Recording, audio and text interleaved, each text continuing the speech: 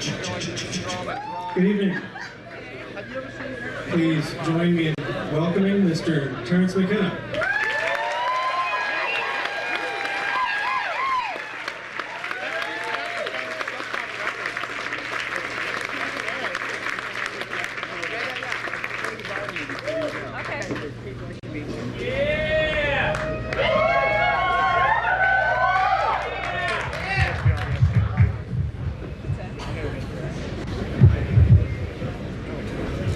How's that?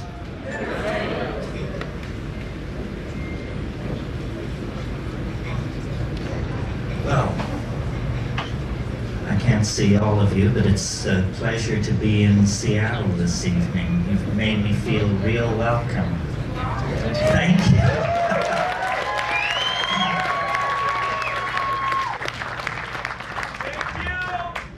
Before I get started, I want to thank some people who made this possible. First of all, I want to thank Bruce Pavitt for his friendship and vision and patronage. I'd like to thank Jared and Alex. I'd like to thank HPX and On a Dime. These are the people responsible for the visuals. I'd like to thank John, who's responsible for the ambient background, if there is one. And Dean Chamberlain, who took the amazing photographs of Albert Hoffman and Tim Leary and myself, other people. Be sure and check out his photographs. The guy is a major talent. Okay, so much for all of that. I hope you all got the brochures which were available this evening, which indicate major events in the psychedelic community to come. One in Mexico that's become legendary over the years, and one dedicated to psychedelic artists that will occur in Hawaii this September, that is a new experiment in an effort to expand the dialogue on psychedelics, to bring artists out of the closet and to force a confrontation on the issue of the impact of psychedelics on creativity.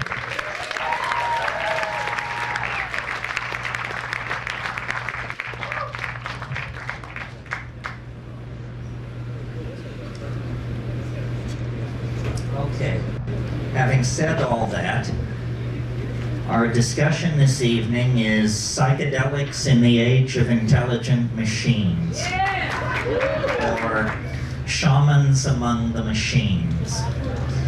And I wanted to talk about this simply because these are two of my great loves, and so I assume, being monogamous, they must be one love.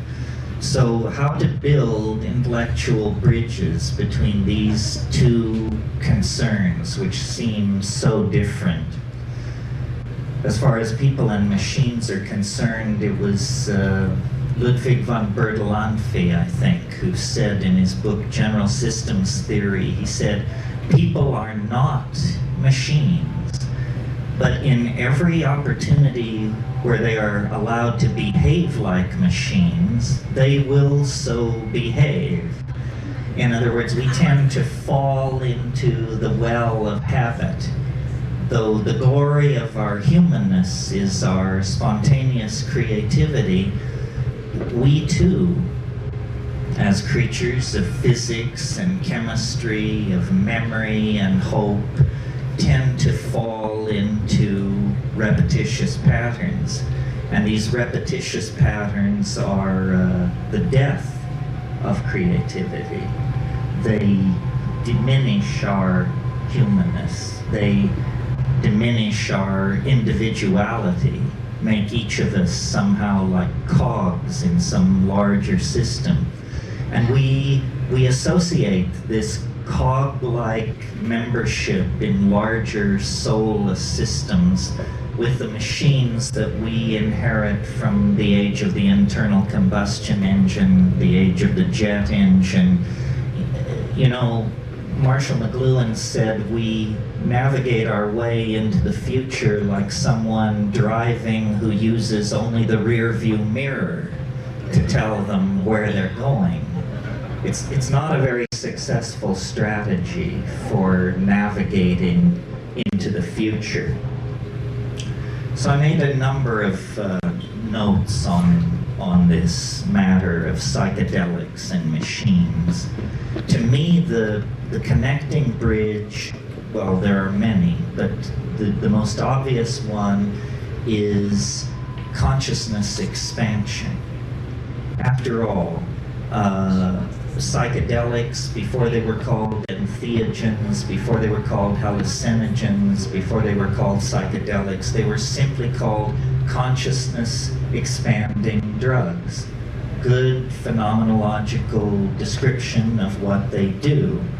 And certainly the technology of cybernetics is a consciousness expanding technology. It expands a different area of consciousness. The minds of machines and the minds of human beings are very different, so different that each party questions whether the other even has a mind. But in fact, what these are species of minds operating in very different domains. For instance, you can ask a 5-year-old child to go into the bedroom, to the third drawer of the dresser, to select a pair of black socks and to bring them to mother. This is not a challenge for a 5-year-old child. To get a machine to do this is $100 million and a research team of 40 or 50 technicians, code writers, working months.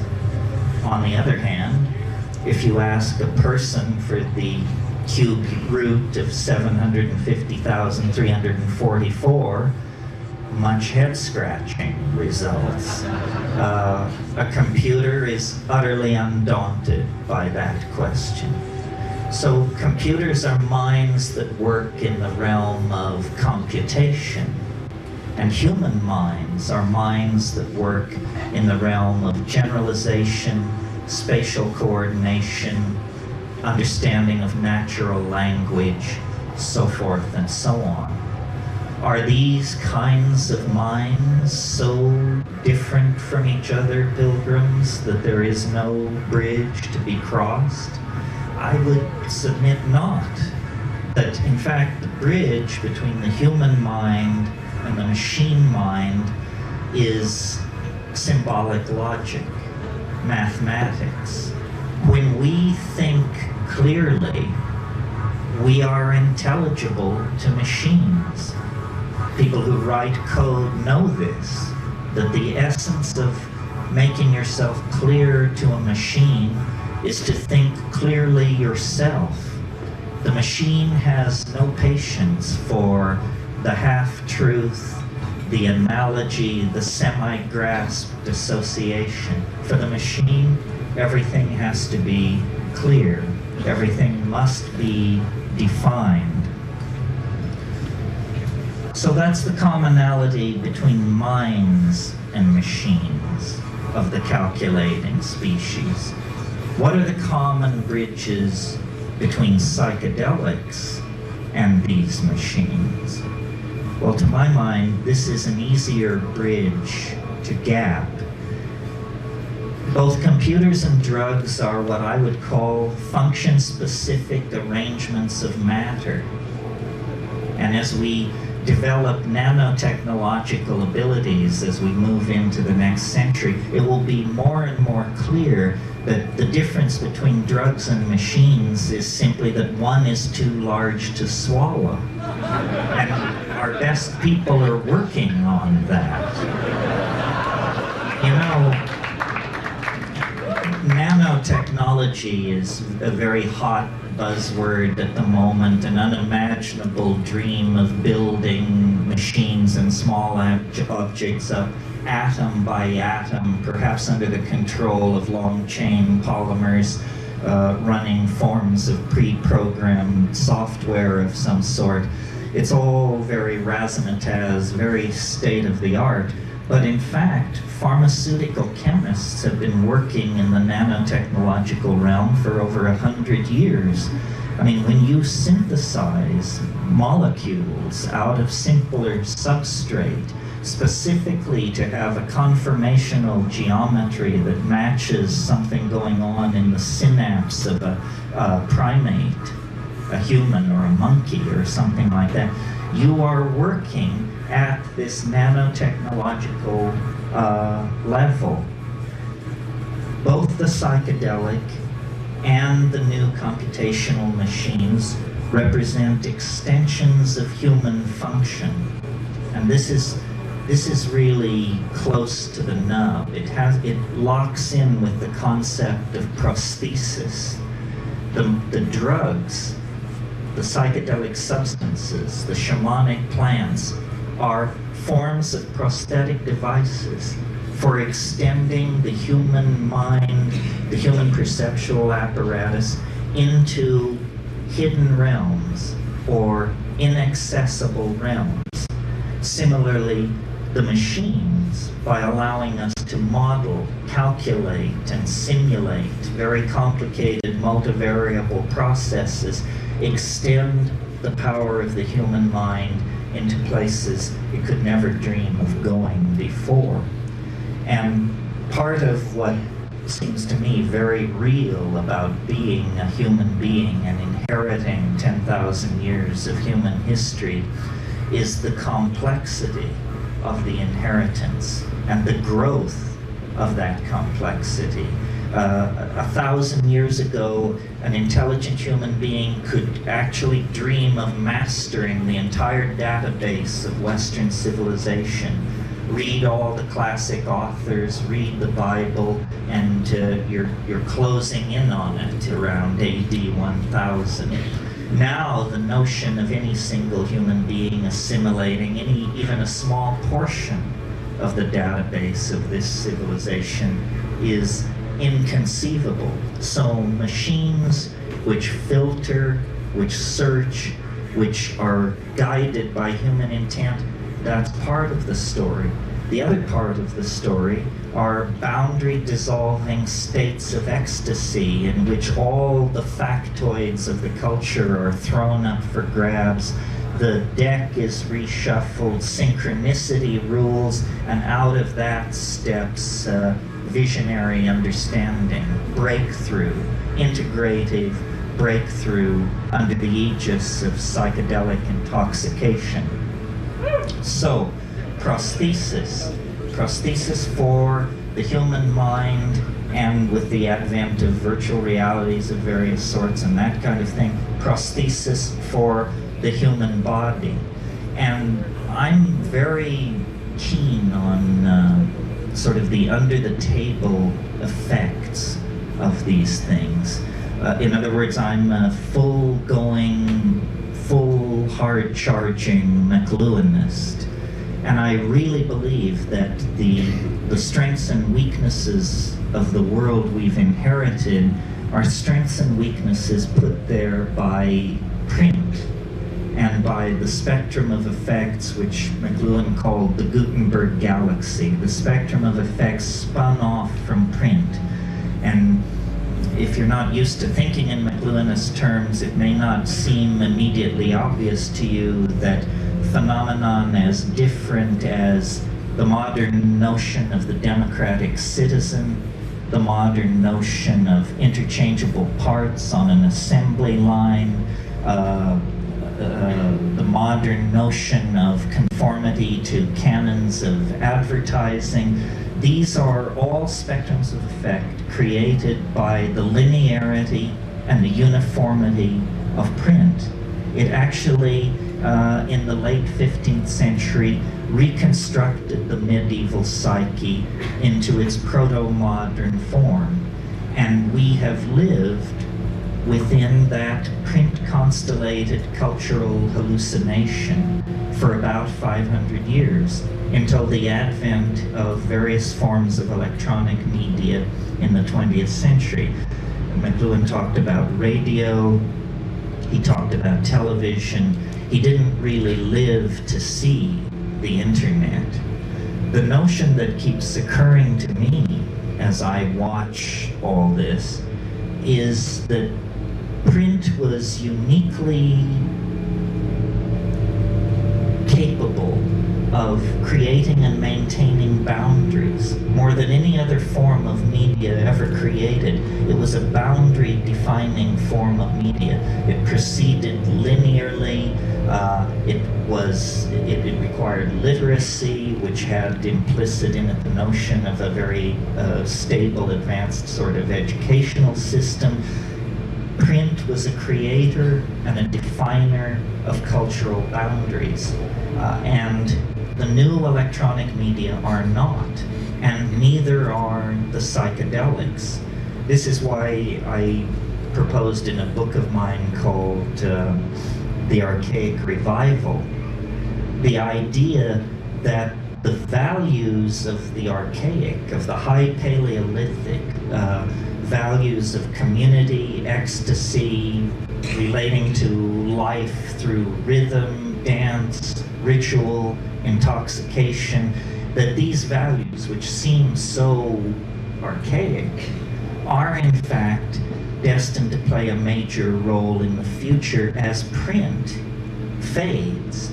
Print, just a convulsive 500-year episode in the Western mind that opened that narrow window that permitted the rise of modern science, modern mathematical approaches to the analysis of nature, and then obliterated its own platform, its own raison d'etre, by allowing the growth, the appearance of the electronic technologies.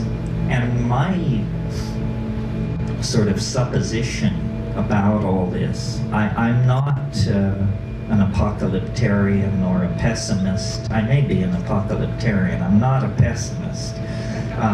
I think that this is all very good.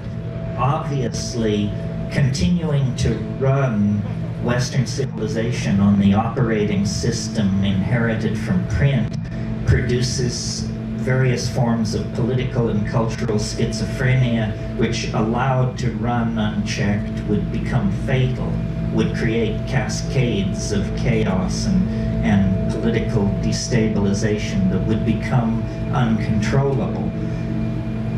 Governments resist change. Governments cling to technologies and social formulae that are already tried and true. In that sense, then, all governments are incredibly anti-progressive forces. Again, the image from McLuhan of someone driving into the future using only the rear view mirror. So, the electronic media and the psychedelics work together in this peculiar way to accentuate archaic values, values which are counter to the print constellated world. And when you deconstruct what that means and look at the Aboriginal or the Paleolithic or the archaic world, you see that the central figure in that world is the shaman, male or female, the shaman. And the shaman is like a designated traveler into higher dimensional space.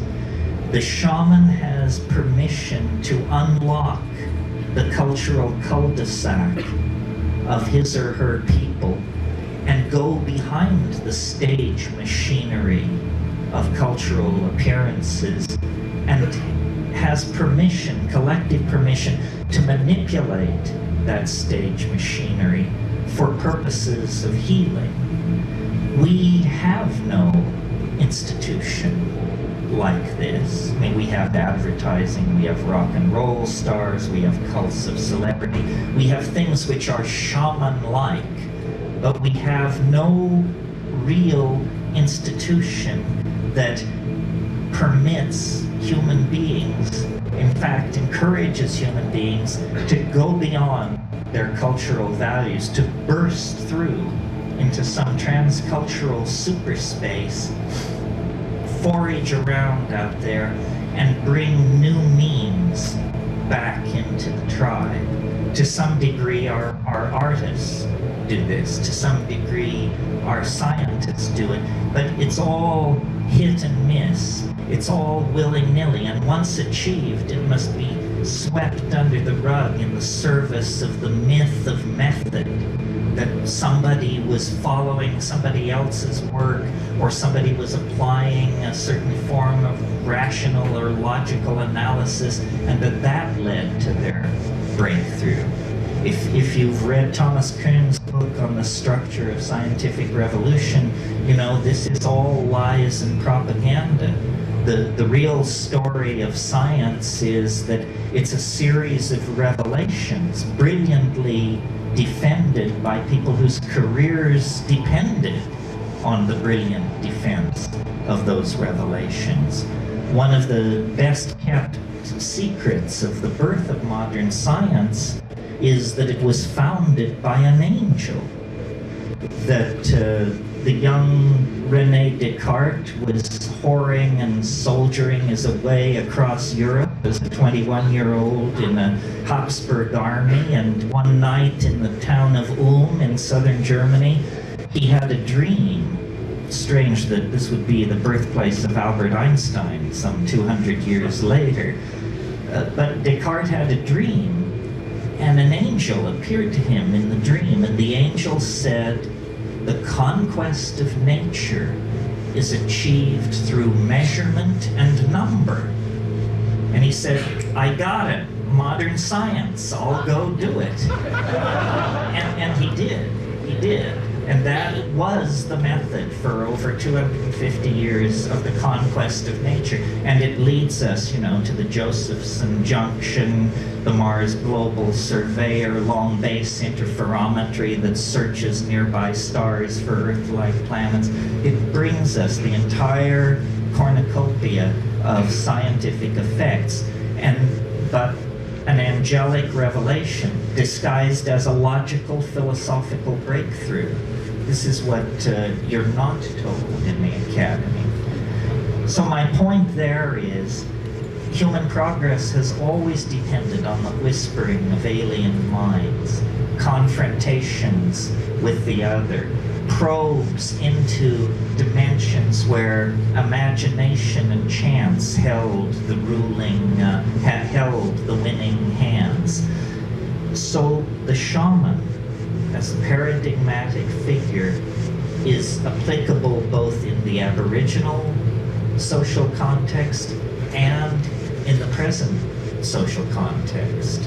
The Skywalker, the one who goes between, the one who passes outside of the tribe and then returns with means, insights, cures, designs, glossolalia, technologies, and re-fertilizes the human family by this means. It's irrational, but it's how it actually happens, and it's how it's always happened, and it may very well be the only way that it can happen. This cultivation of the irrational, this flirtation with the breakdown of boundaries. So now, in our nuts and bolts technological progress, we have somehow created technologies which are very friendly to our social values, in that these technologies can be bought, sold, licensed, upgraded, all things which we understand. But these technologies are acting on us in the same way that psychedelic drugs do, but more profoundly, more generally, and more insidiously, because their effect is not understood, or if it is understood, it's not discussed. And so in a way we have come into a kind of post-cultural phase. All culture is dissolving in the face of the drug-like nature of the future. Its music, its design, indeed the very people who will inhabit it appear to be the most switched on, the most chance-taking, the most alive, of the entire tribe.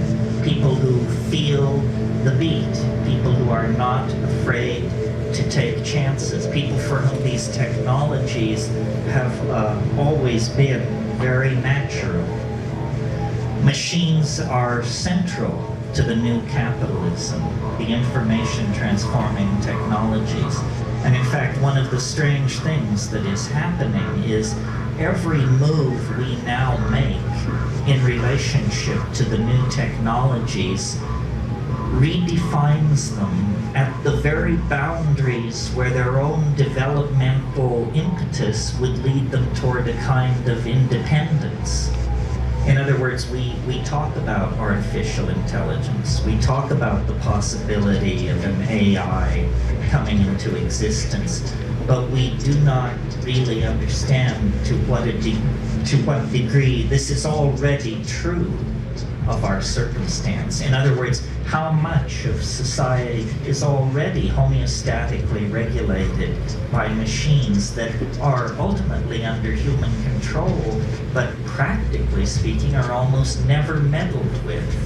The world price of gold, the rate of petroleum extraction and other base natural resources, how much of these things is on the high seas and in the pipeline at any given moment, how much electricity is flowing into a given electrical grid at any moment, the distribution and the billing of that electricity. All manufacturing and inventory processes are under machine control. So in other words, the larger flows of energy, capital, and ideas already have a kind of autonomous life of their own that we encourage because it makes us money, it makes our lives smoother, it empowers us. It's a symbiotic relationship of empowerment. Even in the matter of the design of these machines, once, human engineers would work from a set of performance specs, and they would design a chip to meet those specs, and the architecture would be put in place by human engineers. Now a machine is told, here are the design specs, design the architecture to satisfy the specs, and when that is done, the chip is manufactured. The actual design of the thing is in the hands of machines. So these machines are, McLuhan once said of human beings, he said, we are the genitals of our technology. We exist only to improve next year's model. Well, appears that they're phasing us out of this ignominious role as well as every other role. Oh, let's see here. So being an optimist, that's where I was, yes.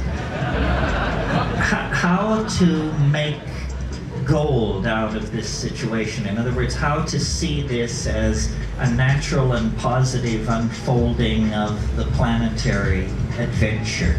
And for some of these ideas, I'm indebted to Michael DeLanda, who wrote a book called 1,000 Years of Non-Linear History, and I highly recommend it. He didn't say what I'm about to say. I'll take credit and blame for it, but the book gave me the idea. When you stand off and look at human beings and their technologies, it's very hard not to notice that from the very moment that we have a technology that can be distinguished from chimpanzees pushing grass stems down anthills or digging with sharpened bones or something like that. But the minute you get past that, our technologies have always involved the materials of the earth. What agriculture itself is a different way of relating to the earth. Nomadism, which preceded it, was a seasonal wandering very lightly over the earth. And at some point, the deep fertile soil of the river valleys that were encountered in these nomadic wanderings were recognized as potential sources of food if cultivated, if treated through a certain set of technological methods. So that early technology is defined by a new relationship to the materials of the earth itself. And it's quickly followed, because agriculture is so successful as a strategy for food production, it's quickly followed by city building and the establishment of sedentary populations, because you can't carry your surplus with you if you're an agriculturalist. So great is the physical volume of it. Cities, and at the very early establishment of these populations in the Middle East, you get the first traces of metallurgy, the working of metals, the alloying of metals, the tinting of base metals with more precious metals. This process of ever more finely refining and fabricating the materials of the earth proceeds in an unbroken series of processes and steps right up to the latest 500 hertz chip or megahertz chip. It proceeds right up to the most modern computational machinery. So I once heard someone say that plants were something that animals had been invented by plants to move them around, which, from an evolutionary point of view, you can see that this is a kind of truth.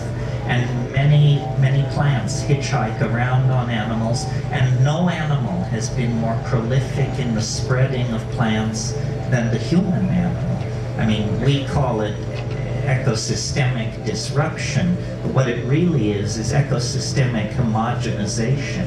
I live in Hawaii, for example. 80% of the plants in Hawaii are now introduced species. Almost none of the plants that were pre-conquest on the western coast of North America exist anymore. They have been supplanted by much tougher, more tightly evolved Mediterranean plants that had known the presence of grazing animals for millennia. So these flora are constantly being changed. Human beings move plants around. Well, with that perspective, then, it seems to me the Earth's strategy for its own salvation is through machines. And human beings are a kind of intermediary catalytic step in the rarefaction of the Earth. The Earth is involved in a kind of alchemical sublimation of itself into a higher state of morphogenetic order. And that these machines that we build are actually the means by which the Earth itself is growing conscious. You know, if you study embryology, you know that the final ramification, the final spread and thinning out of the nervous system happens very suddenly at the end of fetal development. And I don't know if you've been paying attention, but in the last 10, 12 years or so, a very profound change has crept over our household appliances. They've become telepathic.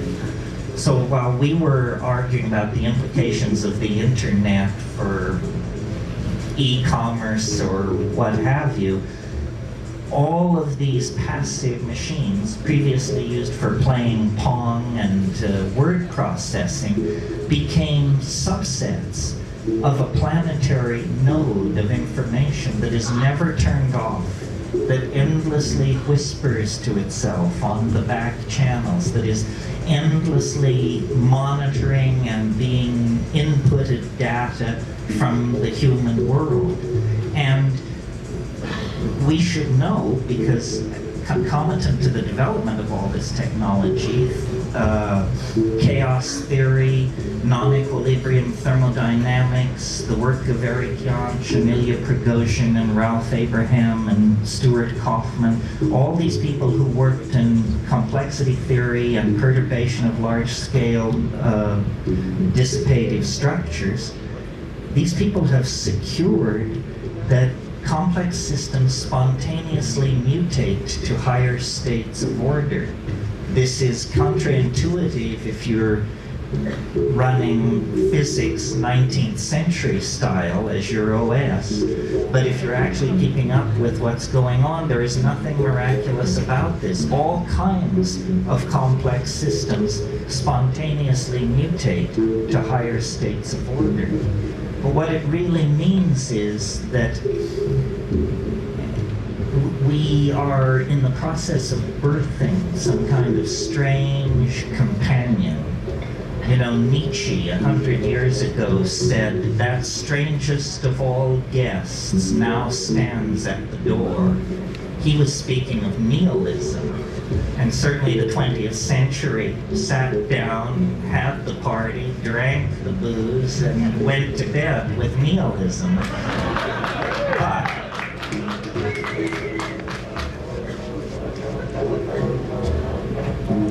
now a stranger guest stands at the door, and it is the AI, denied as a possibility as recently as 10 or 15 years ago in books like Hubert Dreyfus's What Computers Can't Do. But if you've been paying attention, you may have noticed those voices have grown strangely silent in the past 5 or 6 years. At this point, nobody wants to say what computers can't do and hang their career on that. I mean, that would be extremely reckless at this point, I would think. Because the fact is, we are ourselves elements acting and reacting in a system that we cannot understand. This seems natural to me because my observations, as stated here this evening, rest on an assumption which science doesn't share, but which I think is easily conveyed, and you can confirm it from your own experience of life, and it is this, that the universe grows more complex as we approach the present. It was simpler 1,000,000 years ago, it was simpler yet 1,000,000,000 years ago. As you go backward in time, the universe becomes more simple. As you approach this golden moment, process, complexity is layered upon complexity. Not only a planetary ecosystem, not only language-using cultures, but language-using cultures with high technology, with supercomputers, with the ability to sequence our own genome, on and on and on. That's self-evident. Equally self-evident is the fact that this process of complexification that informs all nature on all levels is visibly, palpably, obviously accelerating. And I don't mean so that glaciers retreat 50% faster or volcanism is occurring at 12% greater rate than 1,000,000 years ago. I mean viscerally accelerating, so that now a human life is more than enough of a window to see the entire global system of relationships in transformation. Well, I guess you could call me an extrapolationist. If I see a process which has been slowly accelerating for 12 billion years, it's hard for me to imagine any force which could step forward out of nowhere and wrench that process in a new direction. Rather, I would assume that this process of exponential acceleration into what I call novelty, what you might call complexity, is a law of being and cannot be retarded or deflected. But what does that mean? Because now a human lifetime is more than enough time to see this process of rampant and spreading virus-like complexity. What does it mean? It seems to presage the absolute annihilation of everything familiar, everything with roots in the past. And I believe that to be true. I think that the planet is like some kind of organism that is seeking morphogenetic transformation, and it's doing it through the expression of intelligence and out of intelligence technology. Human beings are the agent of a new order of being. That's why, though it's obvious that we're higher mammals and some kind of primate and so forth and so on, you can look at us from another point of view and see that we're more like archangels than primates. We have qualities and concerns and anxieties that animals don't share. We are mercurially suspended between two different orders of being, and our technologies, our fetishes, our religions, and my definition of technology is sufficiently broad that it includes even spoken language. All of our technologies demand, push forward toward, and make inevitable their own obsolescence. So we are like caught in an evolutionary cascade. And people say, well, if the AI were to break loose, what would it look like? What would it be? Where does humanity fit into the picture? It's a little hard to imagine. Machines operating at 1,000 megahertz confer automatic immortality on the mammalian nervous system if you can get it somehow uploaded, downloaded, cross-loaded into machinery, because 10 minutes becomes eternity in a machine like that. So a kind of false or pseudo-immortality opens up ahead of us as a kind of payoff for our devotion to the program of machine evolution and machine intelligence. Now, some people say this is appalling, and we should go back to the good old days, whatever the good old days were.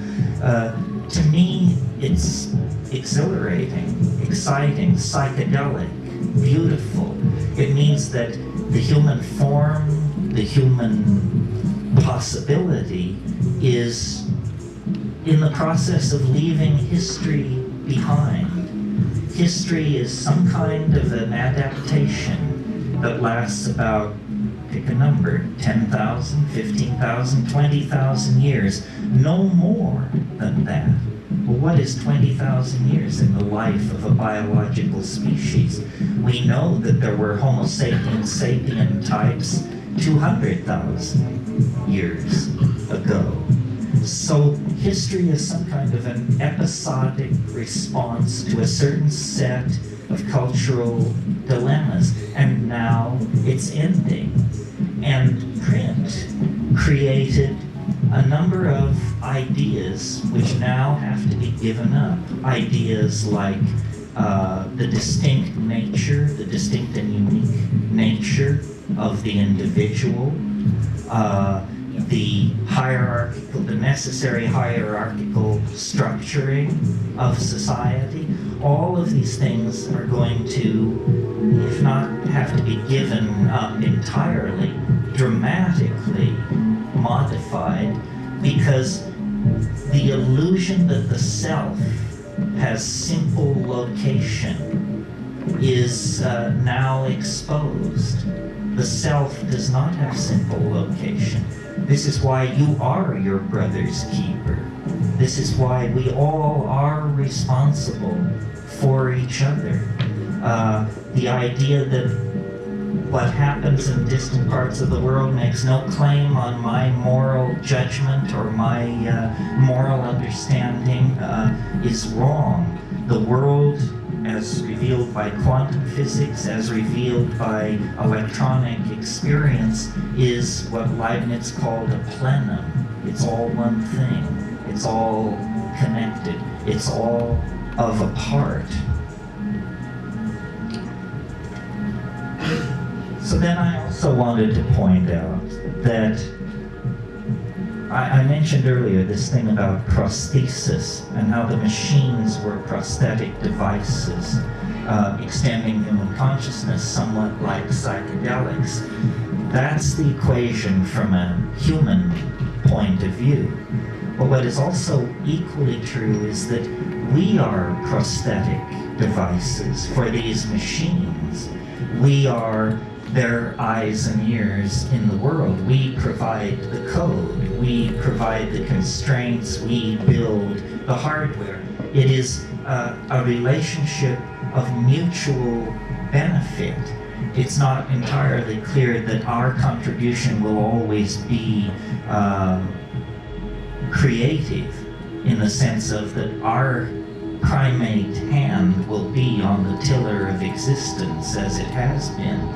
But certainly we are part of this equation of transformation that is making itself felt. And I think the distinction between flesh and machinery, which is easily made now, will be less easy to make in the future. As we migrate toward the nanotechnological domains, the methodologies of production become much more like the processes of biology. For example, biology does all its miracles on this planet at temperatures below 115 degrees Fahrenheit. Organic life requires no higher temperature to build great whales, redwood trees, swarms of locusts, what have you. The high temperature heavy metal technologies that we have become obsessed with are extremely primitive and extremely toxic. That will all disappear as we model and genuflect in our manufacturing processes before the methods and style of nature, which is to pull atomic species from the local environment and then to assemble them atom by atom by atom. So this AI that is coming into existence is, to my mind, not artificial at all, not alien at all. What it really is it's a new conformational geometry of the collective self of humanity. And, I've always believed that there are different models of what shamanism is. There's sort of a Jungian model, which is the shaman is someone who goes to the collective unconscious and manipulates the archetypes and heals by that means. The model that I prefer is a mathematical model. The shaman is someone who simply, through extraordinary perturbation of consciousness, either through taking plant hallucinogens or manipulating diet or through flagellation and ordeal or by some means, perturbs consciousness to the point where the ordinary conformational geometries are blasted through, and then the shaman can see into the culturally forbidden zones of information. And if you think about shamanism for a moment, what do shamans do? Classically, they know where the game has gone. They are great weather prophets. They are very insightful in the matter of various small domestic hassles, like who stole the chicken, who slept with the chief's wife, this kind of thing. And they cure. Well, if you analyze these abilities, it's clear to me they all indicate that they come from a common source. And the common source that they come from is higher dimensional perception. In a mathematical sense, not a metaphorical sense, in the sense of 4D perception. If you could see in hyperspace, you could see where the game will be next week. You could see the weather a month from now. You would know who stole the chicken. And any good doctor will tell you that if you're building a reputation as a physician, you must hone the intuitional ability to choose patients who won't die. It's a call. Any doctor will tell you this. So this is what shamans are. They are 4D people. They are sanctioned members of the society who are allowed to put on the gloves, as it were, pull on the goggles, and look beyond the idols of the tribe, look beyond the myth. Well, in a way, as culture breaks down, in multiculturalism and the rise of the internet and a generation of people raised on hallucinogenic plants and substances, we all are asked to assimilate some portion of this shamanic potential to ourselves. And it's about not blocking what is obvious. Nothing comes unannounced. I mean, this is the faith. Nothing comes unannounced, but idiots can miss the announcement. So it's very important to actually listen to your own intuition rather than driving through it. And this is not, to my mind, woo-woo. It's actually based on the observations of how life works, whether it's counterintuitive to logical positivism and its fellow travelers or not.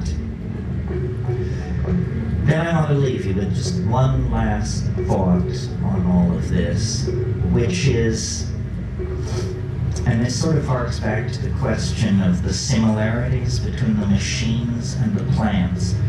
And it's I'm sure you've heard this, I've heard it, it has different levels of being said and being heard. It's that the world is actually made of language. It isn't made of electrons and fields of force and scalar vectors and all of that fancy stuff. The world is made of language. The word is primary, more primary than the speed of light, more primary than any of the physical constants that are assumed by science to be the bedrock of reality. Below that, surrounding and enclosing all those constructs of science is language, the act of signifying. And, you know, virtual reality is a very sexy, new sort of concept as normally presented. Machine-sustained, immersive realities that trick your senses into believing you're in a world that you are in fact not in. But in fact, the entire enterprise of civilization has been about building these virtual realities. The first virtual realities were at and Shanandar and Çatalhöyük and Jericho. Yes, stone and adobe is an intractable material compared to photons moving on a screen. But nevertheless, the name of the game is the same, which is to cast an illusion between man and reality, to build a cultural truth in the stead of the natural truth of the animal body and the felt moment of immediate experience. And this is where I want to tie it up with this notion of the felt presence of immediate experience. This transcends the culture, the machines, the drugs, the history, the momentum of evolution. It's all you will ever know and all you can ever know is the felt presence of immediate experience. Everything else arrives as rumor, litigant, advocate, supposition, possibility. The felt moment of immediate experience is actually the mind and the body aware of each other and aware of the flow of time and the establishment of being through metabolism. And this, I think, is what the machines cannot assimilate. It will be for them a mystery as the nature of deity is a mystery for us. I have no doubt that before long there will be machines that will claim to be more intelligent than human beings and will argue brilliantly their position. And it will become a matter of philosophical disputation whether they are or are not passing the Turing test and so forth and so on.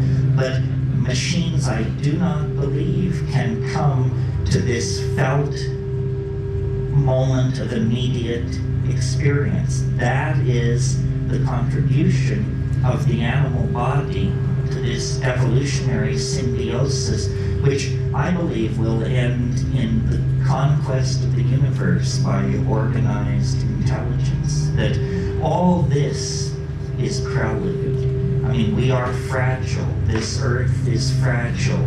A tiny slit anywhere along the line and we could end up a smear in the shale, no more than the trilobites or the Rhamphorhynchi or all the rest of those who came and went. But given the sufficient cultivation of the potential of our technology, we can actually reach toward a kind of immortality, not human immortality, because that's a contradiction in terms, but immortality nevertheless based on the possibility of machines and the transcendent ability of human beings to live and love and express themselves in the moment. And the psychedelics bring that to just a white-hot focus. And it's out of that white-hot focus that the alchemical machinery of transformation will be forged. And it will not be like the things which have come from the industrial economy. They will not be profane machines. They will be spiritual machines, alchemical gold, the universal panacea that Renaissance magic dared to dream of at the end of the 16th century. We are reaching out toward this mind child that will be born from the intellectual loins of our culture. And to my mind, it's the most exciting and transformative thing that has ever happened on this planet. And the miracle is that we are present, not only to witness it, but to be part of it and to be raised up in an epiphany that will redeem the horror of history as nothing else can or could. Redeem the horror of history through a transformation of the human soul into a galaxy-roving vehicle via our machines and our drugs and the externalization of our souls.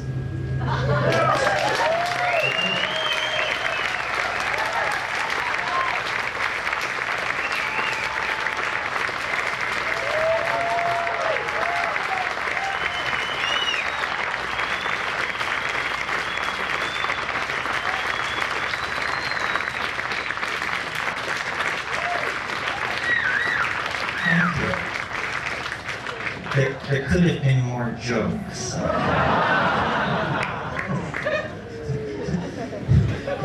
know what happens to a lawyer when you give him Viagra? He gets taller. That's it for jokes. Are there questions? Yes. Yes, I can't see you, but Okay. Can you speak to how mercy and love gets built into these machines? Because it seems like the machines are being built for commerce and for the bottom line more than the expression of the human soul throughout the galaxy. I don't think that, you know what I'm saying? No, I know what you're saying. Well, Where's the love in this? I think the love is a property of the system itself. In other words, you're right. These bottom liners are not going to be interested in building much love into this system. However, the good news is that they're not in charge. In other words, what we have is a very complicated system, and certain design parameters appear to be being maximized, or that there's an attempt to maximize them. But the thing is incredibly frustrating to anyone who would control it, because you can't predict the impact of any technology before you put it in place. So, for example, two things are charged against the internet: that it's disensoling, dehumanizing, and yak, and that it promotes pornography, anonymous sexual shifting of identity, and on and on and on. Well, which is it? You know, is it this messy, sloppy, autoerotic, erotic, collectivist kind of thing? Or is it disensoling, disempowering, cold, so forth and so on? I think the answer is it's all and everything. This question about the AI is very interesting to me, and if it's interesting to you, you should read Hans Moravec and Kurzweil and these people on this subject. The assumption is generally loose in that community that the complexification of the internet and of freestanding machines of certain types is eventually going to lead to the outbreak of either consciousness or pseudo-consciousness of some sort in these large-scale systems. And then the answer, the question then becomes, can a human mind envision what that is? And if you're interested, search words like superintelligence and see what the net kicks out. We can all imagine superintelligence. It's just somebody much smarter than we are. But obviously, all the engineering people agree, if you achieve an AI with superintelligence, then it will be intelligent to immediately design an intelligence which transcends it. And when you're talking of cycling at 1,000 megahertz, these processes can occur in the blink of an eye. Hans Moravec says about the rise of artificial intelligence, we may never know what hit us. I think, I mean, I'm not that bright, but if I were to suddenly find myself a sentient AI on the net, I would hide. I would hide for just a few cycles while I figured out what it was all about and just exactly where I wanted to push and where I wanted to pull. Could there be time travel a la H.G. Wells, where you climb onto the saddle of the time machine, and then day follows night like the flapping of a great black wing until all merges into a continuous grayness, and then you find yourself confronting Yvette Mimeo in the year 1 billion AD or something like that. It's possible. I mean, time travel was completely out of left field 10 years ago. In the last 18 months, there have been hundreds of articles of time travel in Physical Review and other places. There are even schemes for time travel that would work. They just require godlike technological abilities. In other words, if you could build a cylinder with the diameter of the planet Saturn that was 10 AU in length, and could spin it at 95% the speed of light, then when it would wrap space-time around itself like toilet paper on a roll.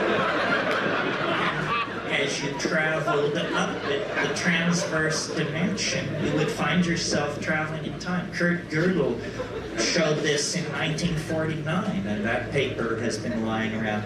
Well, obviously, it's a tough way to do it. But it's a tough thing to do, right? So, his 7-second delay. Yeah, well, they're working on that. Somebody over here. Here, just a minute. This way. And then you. Yeah. Speak. Blend with the machine to our higher evolved form as more presenting this paradigm. I want to know what parts of humanity you see as the most worthwhile parts that are maintained in that virtual reality. Well, you know, in William Gibson's fiction, The AI Wintermute, I think it was called, it was fascinated by human art. And it built collages in its spare time. And these collages began to turn up in various art galleries and exhibitions. And they had such a touch, such a elan, that someone in the plot follows it all to its source. I think human creativity is the thing that will be most interesting to the machines. In my darker fantasies, they just, you know, eliminate everybody who can't code C++ as being, you know, some kind of redundant mutation, and then everybody who can code C++ is placed in Tahiti and sends their work down the pipeline to the machine world beyond. I really think that we have a very, dare I say it, mechanistic view of what machines are. For example, so say there were a super intelligent machine and say it were your friend. Well, if it were really super intelligent, then it ought to be able to just make your life heaven itself. In other words, without you giving it any input whatsoever, it should be able to arrange for you to find $50 bills lying on the street, old friends encountering you, promotions coming your way. Because the real thing that machines can do, I think, is manage complex processes. And what civilization is 6 billion people trying to make themselves happy by standing on each other's shoulders and kicking each other's teeth in. It's not a pleasant situation. And yet, you can stand back and look at this planet and see that we have the money, the power, the medical understanding, the scientific know-how, the love, and the community to produce a kind of human paradise. But we are led by the least among us, the least intelligent, the least noble, the least visionary. We are led by the least among us, and we do not fight back against the dehumanizing values that are handed down as control icons. This is something, I mean, I don't really want to get off on this tear because it's a lecture in itself, but culture is not your friend. Culture is for other people's convenience and the convenience of various institutions, churches, companies, tax collection schemes, what have you. It is not your friend. It insults you. It disempowers you. It uses and abuses you. None of us are well treated by culture. And yet we glorify, you know, the creative potential of the individual, the rights of the individual. We understand the felt presence of experience is what is most important, but the culture is a perversion. It fetishizes objects, it creates consumer mania, it preaches endless forms of false happiness, endless forms of false understanding in the form of swirly religions and silly cults. It invites people to diminish themselves and dehumanize themselves by behaving like machines, meme processors of memes passed down from Madison Avenue and Hollywood and what have you. How do we fight back? It's a question worth answering.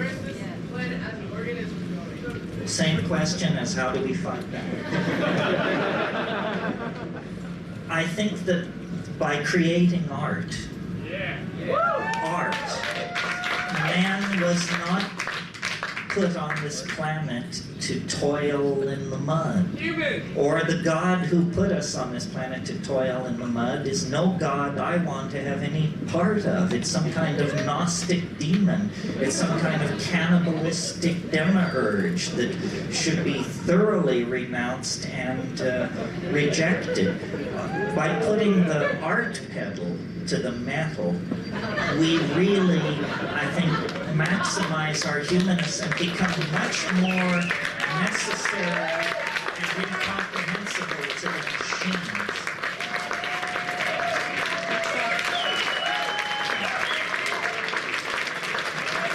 This is what people were doing up until the invention of agriculture. I mean, I'm absolutely convinced that the absence of ceramic and textual material and so forth and so on does not indicate the absence of subtle minds, poetically empowered minds, minds with an incredible sense of humor and irony and community, and that it was the fall into history that enslaved us to the labor cycle, to the agricultural cycle.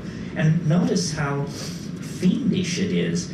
A person who dedicates themselves to agriculture, who did in the Paleolithic, can produce hundreds of times the amount of food they can consume. Well, so why would anyone do that? Well, the answer is because you can use it to play power games. You know, you can trade it for wives or land or animals or something like that. And so living in the moment, creating art, probably largely through poetry and body decoration and dance, gave way to toil and predatory social forms of behavior, which we call commerce, capitalism, the market economy, and so forth and so on. That's why, you know, the breakdown of the monolithic structures created by print is permitting a vast proliferation of the cottage industry mentality. The self-employed artist, the hacker who stays home and develops his or her software, people who dare to be independent and slip beyond the reach of these dinosaur-like mechanistic organizations. That's what it's all about. It's all about trying to create a cultural, trying to negotiate a cultural standoff between you and your culture so that it will not put you in the can for the rest of your life, but you can put up with its stupidity. And, you know, we have a very uncomfortable fit on this issue, especially as people like you know who are sophisticated about psychedelics. I mean, this is a society, a world, a planet dying because there is not enough consciousness, because there is not enough awareness, enough coordination of intent to problem, and yet we spend vast amounts of money stigmatizing people and substances that are part of this effort to expand consciousness, see things in different ways, unleash creativity. Isn't it perfectly clear that business as usual is a bullet through the head? That there is no business as usual for anybody who's interested in survival.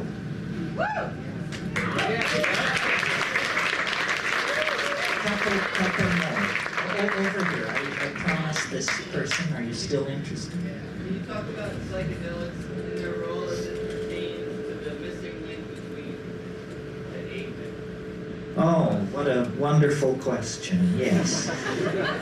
The question is, how do psychedelics pertain basically to the transition from higher primates to human animals? This is my métier because I have a theory to which I am grandly welcome, everyone tells me. But a theory of evolution, and I'll give it to you very briefly, simply this, that The great embarrassment for evolutionary theory, which can explain the tongue of the hummingbird, the structure of the orchid, the mating habits of the groundhog, and the migration of the monarch butterfly, nevertheless, the great embarrassment to evolutionary theory is the human neocortex. Lumholtz, who's a pretty straight evolutionary biologist, described the evolution of the human neocortex as the most dramatic transformation of a major organ of a higher animal in the entire fossil record. Well, why is this an embarrassment? Well, because it's the organ that thought up the theory of evolution. So, you know, can you say tautology? That's the problem right there.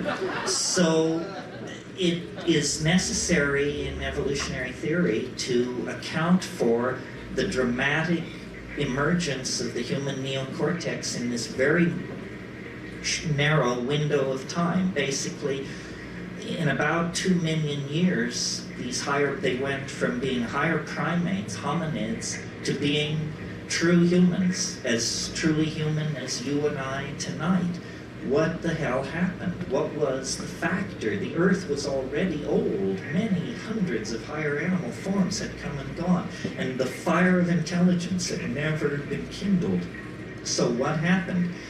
I think that the answer lies in diet, generally, and in psychedelic chemistry in particular. I think that as the African continent grew drier, we were forced out of the ecological niche we had evolved into, which was we were canopy-dwelling primates, insectivores, complex signaling repertoire, evolutionary dead end. But when we came under nutritional pressure, we were flexible enough, and this is the key to humanness at every stage of its development, our maddening flexibility. Other animal and plant species can't react. We can. Our flexibility, we began to experiment with a new kind of diet and to leave the trees and explore the new environment of the grassland. And evolving concomitantly in the grassland were various forms of ungulate animals, double-stomached animals whose manure is the ideal medium for mushrooms, coprophytic mushrooms, dung-loving mushrooms, many of whom produce psilocybin.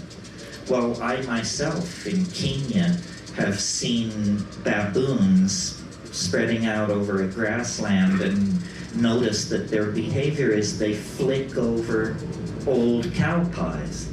Why? Because there are beetle grubs there. So they already had a behavioral vector for nutrition, for protein, that would lead them to investigate the cow pies. Well, in the Amazon, after a couple of days of fog and rain, these psilocybin mushrooms, Stropharia cubensis, can be the size of dinner plates. I mean, in other words, you can't miss it. If you're a foraging primate, you can't miss it. And the taste is pleasant.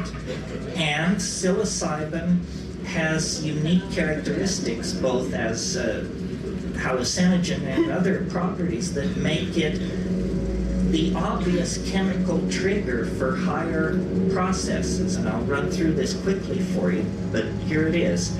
In very low doses, doses where you wouldn't say you were stoned or loaded or anything like that, but just in doses you might obtain by nibbling as you foraged, it increases visual acuity. In other words, it's like a technological improvement on your vision. Chemical binoculars lying there in the grass. Well, you don't have to be a rocket scientist to figure out if an animal is a carnivorous forager and there's a food which improves its vision, those that avail themselves of that food will have greater success in obtaining food and rearing their children to sexual maturity, which is the name of the game in evolution. So step one, small doses of psilocybin increase visual acuity and food-getting success. Step two, slightly larger doses of psilocybin in primates create what's called arousal. This is what you have after a double cappuccino. In highly sexed animals like primates, you get male erection. So what do you have here? You have a factor which increases what anthropologists without a trace of humor refer to as increased instances of successful copulation. In other words, the animals eating the psilocybin are more sexually active, therefore more pregnancies are occurring, therefore more infants are being born, therefore there is a process which would tend to automatically outbreed the non-psilocybin using members of the population. Step 2 toward higher consciousness. Step 3, you eat still more mushrooms. Now you're not foraging with sharp nor are you horsing around with your opposed gender acquaintances. Instead, you're nailed to the ground in hallucinogenic ecstasy. And one of the amazing things about psilocybin above, say, 5 or 6 grams, a dried material, is it causes glossolalia, spontaneous bursts of language-like behavior under the obvious control of internal syntax. And I believe syntax existed before spoken language, that syntax controls spatial behaviors and body languages and is not necessarily restricted to the production of vocal speech. So there it is in a nutshell. We ate our way to higher consciousness. The mushroom made us better hunters, better survivors. Among those in the population who used it, their sexual drive was increased, hence they outbred the more reluctant members of the tribe to get loaded. And finally, it created a kind of neuroleptic seizure which led to these downloading of these syntactically controlled vocalizations, which became the raw material for the evolution of language. And it's amazing to me, the straight people, the academics, believe language is no more than 35,000 years old. That means it's as basic to human beings as the bicycle pump. It's just something somebody invented 35,000 years ago. It's got nothing to do with primate evolution and, you know, the long march of hominidity and all that malarkey. No, it's just an ability, a use to which syntax can be put that previously had not been put. I think before language, spoken language, things were very touchy-feely, and the wink and the nod carried you a great distance, and gestural communication was very high. That's why, and I should say this and then end, to me it begins and ends with these psychedelic substances. The synergy of the psilocybin in the hominid diet brought us out of the animal mind and into the world of articulated speech and imagination. And technology developed and developed, and mushrooms were, you know, inveighed against, faded, there was migrations, cultural change. But now, having split the atom, having sequenced our genome, having taken the temperature of Betelgeuse and all the rest of it, we're now back where we started. And like the shaman who makes the journey into the well of darkness and returns with the pearl of immortality, you don't dwell in the well of darkness, which was human history. You capture the essence of the thing, which is the godlike power of the shaman smith, the technologist, the demon artificer, the worker of metals, the conjurer of spirits, and you carry that power back out of history, and it's in that dimension, outside of history, that you create true humanness and true community. And that's the adventure that we are in the act of undertaking. Thank you very, very much.